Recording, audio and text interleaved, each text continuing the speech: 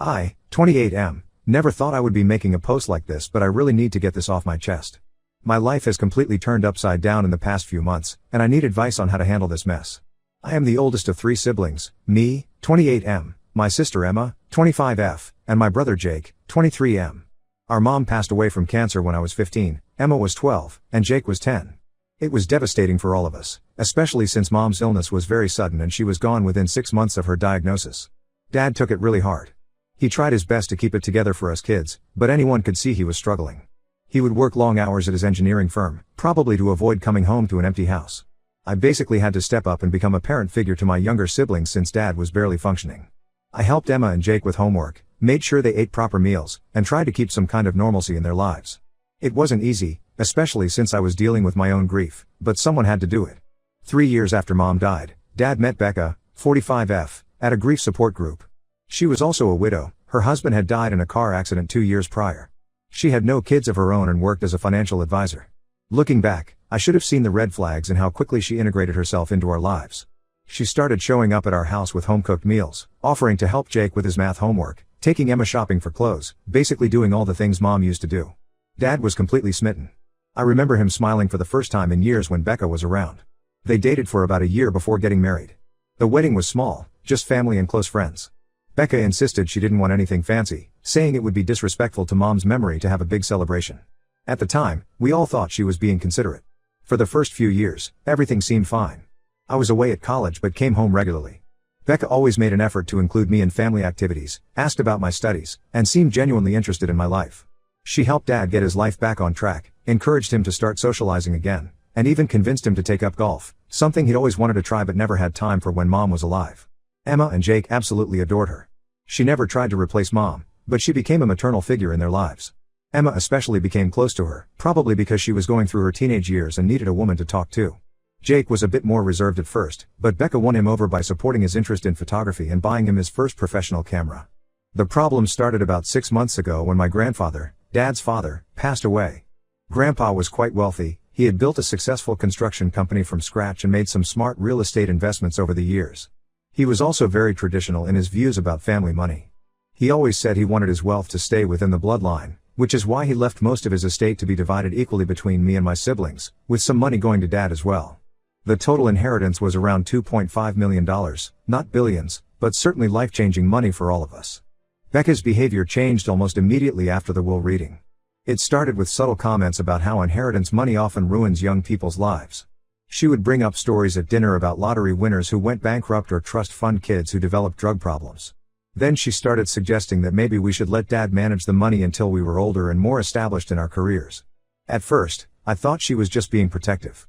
But then I noticed she was having a lot of private conversations with Emma and Jake. One day, I overheard her telling Emma that she should be careful around me because apparently, oldest children often try to take advantage of their younger siblings in inheritance situations. She actually said she had seen it happen many times in her work as a financial advisor. Last month, I came home early from work and overheard Becca talking to Dad in their bedroom. She was saying things like we were too young to handle this responsibility and that they should consider putting all the inheritance money in a joint account that she and Dad would manage for our benefit. She was going on about how they needed to protect us from making bad decisions and how this kind of money could tear families apart if not managed properly. I might have let that slide if it wasn't for what happened next. Emma called me last week, very upset, asking why I was trying to take her inheritance away. Confused, I asked what she was talking about. She told me that Becca had shown her emails between me and a lawyer discussing ways to contest Grandpa's will. According to these emails, I was arguing that as the oldest grandchild and the only one with an established career, I should receive a larger portion of the inheritance. I was completely blindsided. These emails were completely fabricated. I had never contacted any lawyer about the inheritance. When I tried to tell Emma this, she didn't believe me. Becca had apparently been preparing her for this conversation, warning her that I might deny everything. Jake also believed Becca's lies, and now both my siblings barely speak to me. I finally confronted Becca about this last week. Instead of denying it, she actually tried to justify her actions. She said that as our stepmother for the past decade, she had a responsibility to protect the family's interests. She claimed that she had seen too many families destroyed by inheritance disputes and that she was just trying to prevent that from happening to us. She even suggested that I should be grateful she was looking out for everyone's interests. When I tried talking to Dad about this, he completely brushed off my concerns. He said Becca only wants what's best for us and that I was being paranoid. He suggested we all go to family therapy to work through our issues.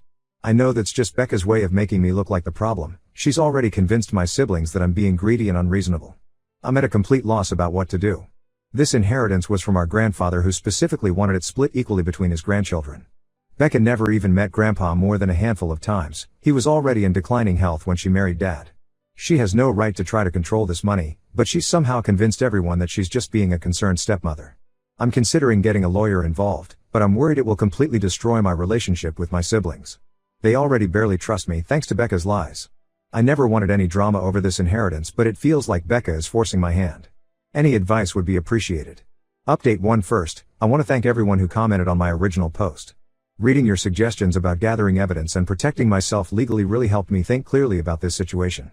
Unfortunately, things have gotten much worse over the past 2 weeks, and I need to share what happened. After reading all your comments suggesting I get proof of Becca's manipulation, I started investigating those emails she showed my siblings. It wasn't easy since neither Emma nor Jake wanted to talk to me. I tried calling them multiple times, but they either ignored my calls or hung up after a few seconds. I finally managed to get through to Jake last Wednesday when I called from a different number. Jake was cold at first, but I managed to convince him to at least hear me out.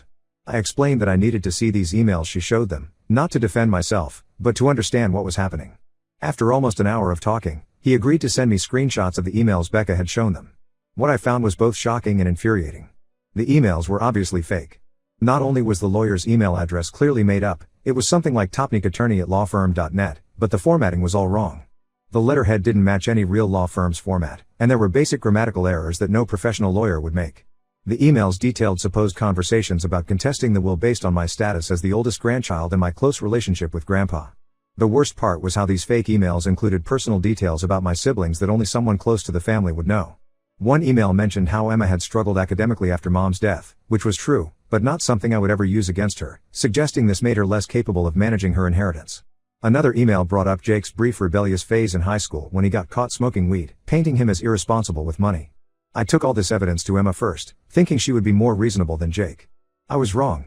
When I showed her the inconsistencies in the emails and explained how they were clearly fabricated, she completely lost it.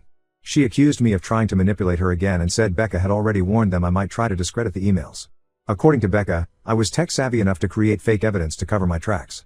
Jake, at least, seemed uncertain after I pointed out the problems with the emails. He admitted that some things didn't add up, but he was torn between believing me and staying loyal to Becca, who he said had been nothing but supportive of him for the past decade.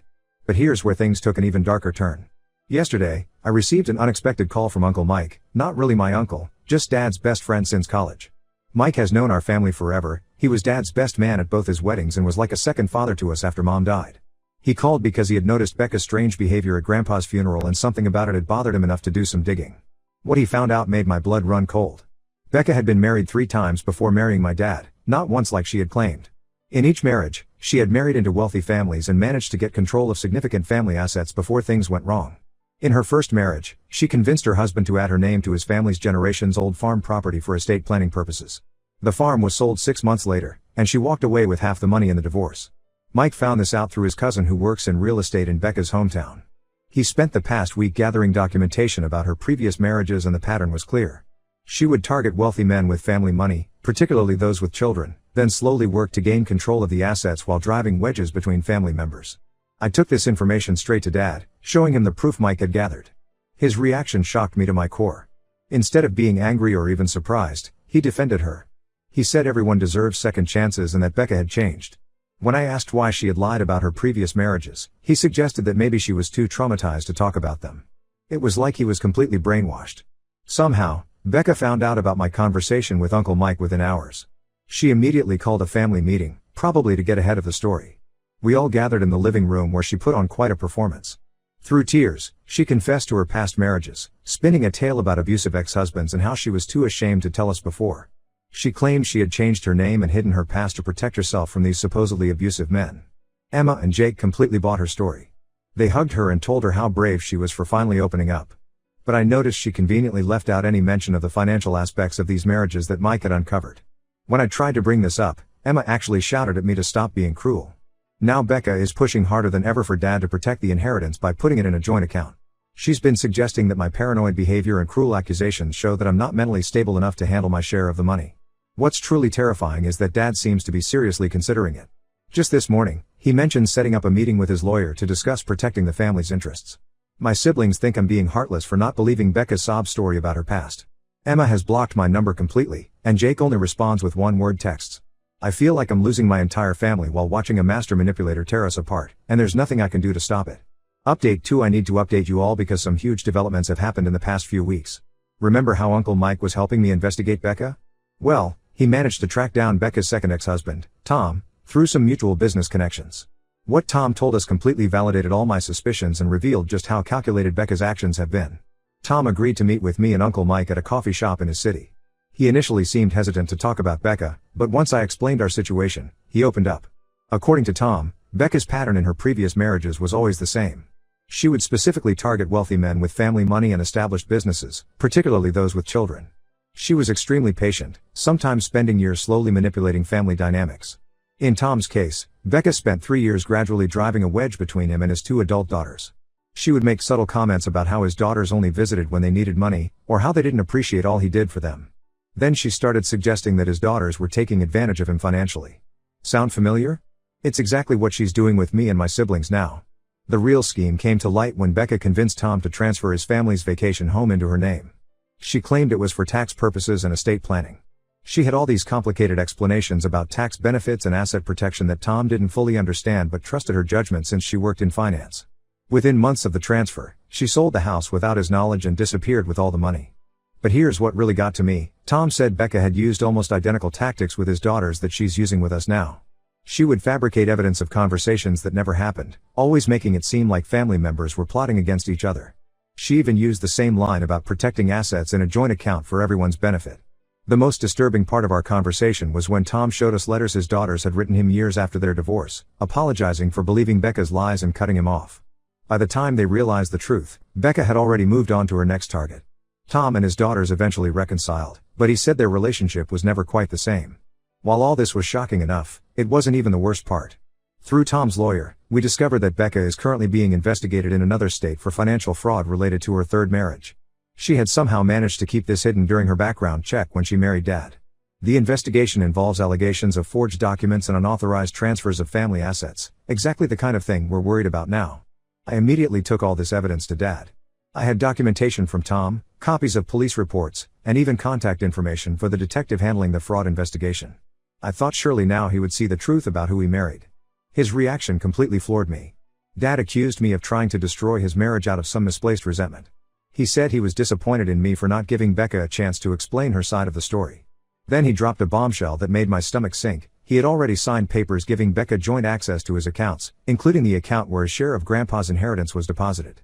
When I asked him how he could do this given everything I'd shown him, he said Becca had already told him about the investigation, claiming it was all a misunderstanding caused by her third husband's jealous children. He actually believes that Becca is the victim in all her previous marriages, despite the clear pattern and evidence. I tried one last time to reason with him, pointing out how Becca's story kept changing. First she only had one previous marriage, then she had 3 but they were all abusive, and now apparently all her ex-husband's children were conspiring against her. Dad's response was to ask me to leave his house and not come back until I was ready to apologize to Becca. The hardest part is watching history repeat itself. Just like Tom's daughters, Emma and Jake are completely under Becca's spell. They're convinced that I'm trying to destroy their new family out of jealousy or greed. Emma even suggested that maybe I need professional help for my paranoid delusions about Becca, obviously Becca's words coming out of my sister's mouth. I'm meeting with my lawyer tomorrow to discuss options for protecting my share of the inheritance. I hate that it's come to this, but after what I learned from Tom, I can't take any chances. I just hope I can find a way to protect my siblings too, even if they currently see me as the enemy. Update 3: This will be my final update on this whole situation. After everything that happened, I had no choice but to take serious legal action. My lawyer helped me secure my portion of the inheritance and place it in a protected trust that neither Becca nor anyone else can access. We also filed formal complaints about Becca's financial fraud with the relevant authorities, providing them with all the evidence we had gathered, including Tom's testimony. The fallout was exactly what I feared and even worse than I imagined. Dad and my siblings haven't spoken to me in weeks. They're convinced I've torn the family apart with what they call my baseless accusations and paranoid conspiracy theories, despite all the evidence. Becca has completely poisoned them against me, painting herself as the victim of a cruel smear campaign. Last week, I received a package from Emma. Inside was the birthday gift I had sent her, a necklace that used to belong to Mom, which I had been saving for her 26th birthday. There was a note saying she doesn't want anything from someone who tried to destroy her family. The necklace was Mom's favorite, and Emma had always admired it when we looked at old photos. Sending it back felt like a final rejection of not just me, but Mom's memory too. Jake's reaction wasn't any better. We live in the same city, and I occasionally see him around. Last week, I ran into him at the grocery store. He literally turned around and walked out, leaving his cart full of groceries in the middle of the aisle. This is my little brother who used to come to me for everything, who I taught to ride a bike and help with his college applications. Now he can't even stand to be in the same building as me. The investigation into Becca's fraud is ongoing, and my lawyer says it looks promising. The detective handling the case said they've uncovered a pattern of similar behavior across multiple states. But I've decided to step back from trying to convince my family of the truth. My lawyer advised me to cut contact completely for now to protect myself legally. She's worried Becca might try to retaliate with false accusations once the investigation closes in on her. The hardest part was packing up my childhood bedroom at Dad's house. He wasn't home when I went to get my things, which was probably for the best. Becca had already taken down all the family photos that included me.